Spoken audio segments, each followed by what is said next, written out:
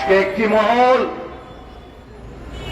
সেই 5ই আগস্টের বিজয়কে তাদের বলে দাবি করছে। আমি সেটা কখনোই মেনে নেব না। 17টি বছর বাংলাদেশের রাজনৈতিক দলসমূহ, তাদের কর্মীরা জেল জুলুম, নির্মম নির্যাতনের শিকার হয়েছে এই ফ্যাসিস্ট খুনি হাসিনা সরকারের দ্বারা।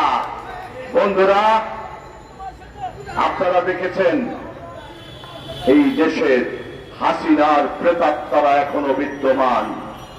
দিল্লিতে বসে, কলকাতায় বসে দেশ বিরোধী হেন কোন অপতৎপরতা নাই তারা করছে না।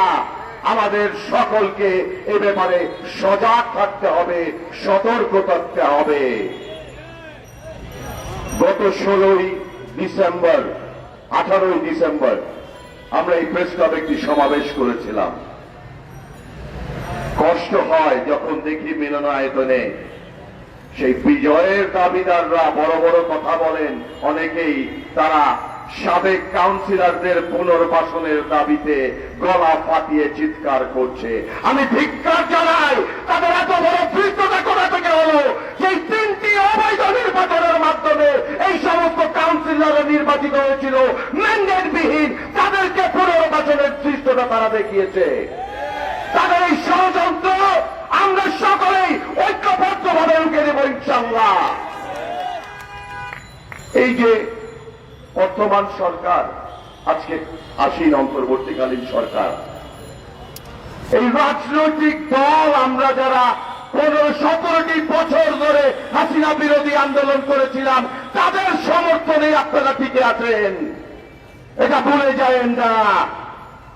এক উপদেষ্টা বলেন 53 বছরের রাজনীতিবিদরা কি সংস্কার করেছে। আমি তাকে সাবধান করে দিতে চাই, আপনি আপনার বাবাকেও কিন্তু অপমান করেছেন। আপনার বাবা একজন মন্ত্রী ছিলেন, সংসদ সদস্য ছিলেন, রাজনীতিবিদ ছিলেন। আবল তাবল কথা, ক্ষমতা পেয়ে মাথা খারাপ হয়ে যায়, এই সমস্ত কথা আমরা সহ্য করব না। বাংলাদেশে যত উন্নয়ন সব রাজনীতিবিদদের হাতে হয়েছে। শুধু স্বৈরাচার হাসিনা বিরোধী যারা ছিল, তারা এই ঢালাওভাবে রাজনীতিবিদদেরকে এভাবে আপনারা তকমা বা ট্যাগ দিয়েন না। আজকে এবি পার্টিতে সম্পাদক হিসেবে ছিলেন ভাই, বড় বড় কথা বলেন যে বিএনপি অফিসে আমাদেরকে ডেকে নিয়ে যায়, লিয়াজো কমিটির বৈঠক করে, তারপরে আমরা নির্বাচন দাবি করি। আর তুমি কি করো? আওয়ামী দোসরদের নিয়ে পুনর্বাসনের চেষ্টা করো। দল করবা, দল করার অধিকার বাংলাদেশের সকলেই আছে। সরকারি পৃষ্ঠপোষকতায়, সরকারি প্রোটোকল নিয়ে যেই দল বাংলাদেশে আত্মপ্রকাশ করবে, তাদের কোনো জনভিত্তি থাকবে না।